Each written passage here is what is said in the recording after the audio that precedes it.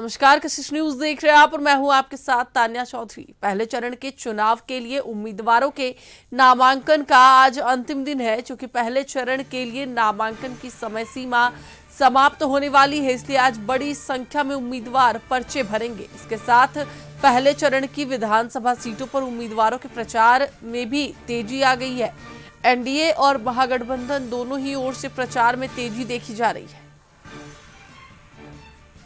एक बार फिर से आपको बता दें कि पहले चरण के चुनाव के लिए उम्मीदवारों के नामांकन का आज अंतिम दिन है और क्योंकि आज अंतिम दिन है इसलिए नामांकन की समय सीमा समाप्त तो होने वाली है, इसलिए आज बड़ी संख्या में उम्मीदवार पर्चे भरेंगे। इसके साथ पहले चरण की विधानसभा सीटों पर उम्मीदवारों के प्रचार में भी तेजी आ गई है।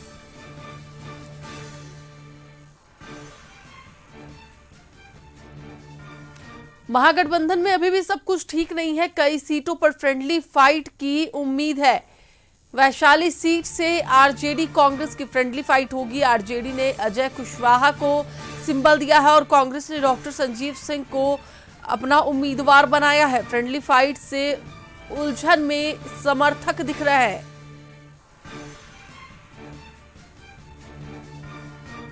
इस पर अधिक जानकारी के लिए हमारे साथ हमारे सहयोगी ऋषभ जुड़े हुए हैं, उनसे बात करेंगे। ऋषभ, कांग्रेस ने भी अपना उम्मीदवार उतारा है, साथ ही साथ महागठबंधन में आरजेडी ने भी अपना उम्मीदवार उतारा है, क्या है पूरी जानकारी? जी तान्या, बता दें कि कल जो है इंजीनियर संजीव सिंह ने कांग्रेस के सिंबल पर महागठबंधन के प्रत्याशी के तौर पर अपना नामांकन वैशाली विधानसभा से दर्ज कराया था। वहीं आज अजय कुशवाहा भी आरजेडी के सिंबल पर महागठबंधन के प्रत्याशी के तौर पर अपना नामांकन करा रहे हैं। अब महागठबंधन के जो कार्यकर्ता हैं उनमें भी अब कंफ्यूजन हो गई है कि उनके महागठबंधन के प्रत्याशी के तौर पर कौन रहे हैं। इंजीनियर संजीव ने कल अपना नामांकन करा लिया है। अब लगता है कि आरजेडी और कांग्रेस दोनों आमने सामने ही चुनाव लड़ जाएगी। जी तान्या। चलिए, बिल्कुल, बहुत बहुत धन्यवाद ऋषभ पूरी जानकारी के लिए। तो एक बार फिर से आपको बता दें कि फ्रेंडली फाइट वैशाली में देखने को मिलेगी, क्योंकि कांग्रेस ने भी अपना उम्मीदवार उतारा है और आरजेडी ने भी अपना उम्मीदवार उतारा है। बिहार विधानसभा चुनाव के लिए कांग्रेस ने अपनी पहली सूची जारी की है, जिसमें कुल 48 उम्मीदवारों के नाम जारी किए गए हैं। बता दें कि विपक्षी इंडिया गठबंधन के तहत कांग्रेस बिहार में राजद, लेफ्ट समेत दलों के साथ चुनावी मैदान में है। पहले चरण के लिए 21 उम्मीदवारों और दूसरे चरण के लिए 27 उम्मीदवारों की घोषणा की गई है। कांग्रेस ने भले ही पहली सूची जारी कर दी है, लेकिन महागठबंधन ने अभी तक सीट शेयरिंग का ऐलान नहीं किया है। सूची में कई अनुसूचित जाति और अनुसूचित जनजाति सीटों के लिए भी उम्मीदवारों की घोषणा की गई है।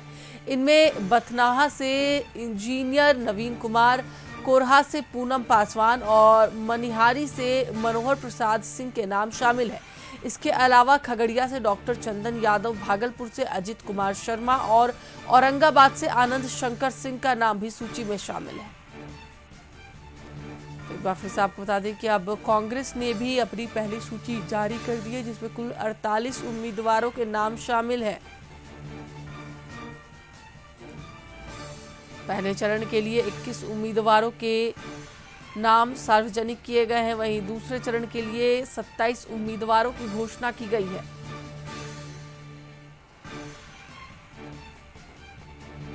कांग्रेस ने उम्मीदवारों की पहली सूची जारी करते हुए 48 उम्मीदवारों को मैदान में उतारा है। इसी पर अधिक जानकारी के लिए हमारे साथ हमारे सहयोगी प्रीतम जुड़े हुए हैं, उनसे बात करेंगे। प्रीतम, कांग्रेस ने भी अब अपनी पहली सूची जारी कर दी है, कुल 48 प्रत्याशियों के नाम है, क्या है पूरी जानकारी? जी बिल्कुल तान्या, कांग्रेस ने 48 उम्मीदवारों की पहली लिस्ट, आधिकारिक लिस्ट जारी की है। हालांकि कशिश न्यूज परसों रात से ही चला रहा था कि कहां से कौन उम्मीदवार होंगे। कांग्रेस को 7 सीटें दी गई है, जिसमें 48 सीटों पे उम्मीदवार सामने आ गए हैं। पूर्णिया की कसबा, किशनगंज की किशनगंज सीट, ये कुछ सीटें हैं जहाँ पे अब तक उम्मीदवारों, कटिहार की प्राणपुर सीट जिसमें उम्मीदवारों की घोषणा नहीं हुई है, उनके बारे में उम्मीद है कि आज उसकी घोषणा हो जाए। हम लोगों ने, आपको याद होगा तान्या, हम लोगों ने शुरू से कहा था, पहले ही दिन कहा था कि महाराजगंज के मौजूदा विधायक विजय शंकर देव को टिकट नहीं मिलेगा और उनको टिकट नहीं मिला। तो कांग्रेस ने जो 48 उम्मीदवारों की सूची जारी की है उसमें कई पुराने विधायक को रिपीट किया गया है और सिटिंग विधायक को रिपीट किया गया है। केवल छत्रपति यादव को, जो खगड़िया से विधायक थे, उनकी जगह चंदन यादव को जगह दी गई है। इसके अलावा जो पूर्व विधायक थे, जो 2015 में विधायक थे, उनको दोबारा मौका दिया गया है। जिस तरह अमित कुमार टुन्ना 2015 में सीतामढ़ी की रीगा सीट से चुनाव जीते थे, उनको दोबारा टिकट दिया गया है। इसी तरह से कटिहार की कोढ़ा सीट है, जहां से पूनम पासवान को दोबारा टिकट दिया गया है। पूनम पासवान ने भी 2015 का चुनाव जीता था। भागलपुर की सुल्तानगंज सीट पर कांग्रेस को उम्मीदवार उतारा गया है। बांका की अमरपुर सीट पर कांग्रेस का उम्मीदवार उतारा गया है। यानी कांग्रेस ने लगभग अपनी जो सूची थी, जिस चीज को लेकर विवाद था, उस विवादों से दूरी बनाते हुए कल आधिकारिक रूप से लिस्ट जारी कर दी और उम्मीदवार जो है आज नॉमिनेशन दाखिल कर रहे हैं। बक्सर के जो विधायक है मुन्ना तिवारी, वो आज नामांकन दाखिल करेंगे। इसके साथ साथ नवादा की हिसुआ से विधायक है नीतू कुमारी, वो आज नामांकन दाखिल करेंगे। लेकिन सबसे महत्वपूर्ण सीट जो हम बता रहे हैं, सबसे अहम बात जो हम बता रहे हैं, हम लोगों ने कल दिन में ही बताया था कि पटना की कुम्हरार सीट से इंद्रदीप चंद्रवंशी उम्मीदवार होंगे और आखिरकार इंद्रदीप चंद्रवंशी पटना नगर निगम के वार्ड मेंबर हैं, वार्ड नंबर 48 से।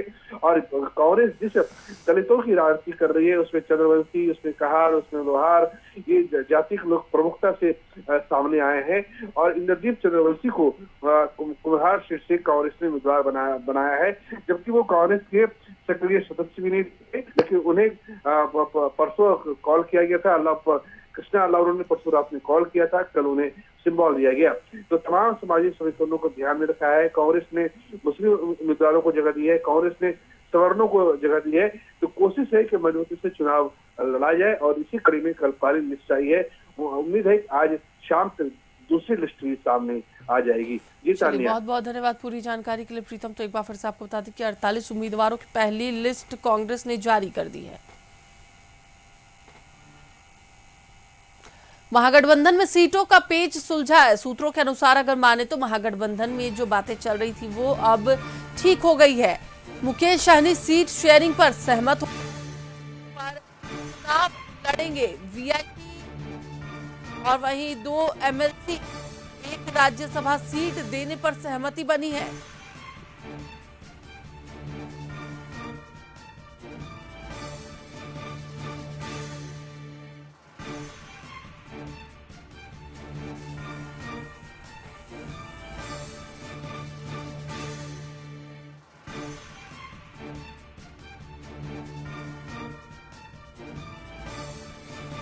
बड़ी खबर हम आपको बता दें, जो महागठबंधन में सीटों का पेच सुलझ चुका है। सूत्रों की माने तो मुकेश सहनी सीट शेयरिंग पर सहमत हो गए हैं। 15 सीटों पर चुनाव लड़ेंगे।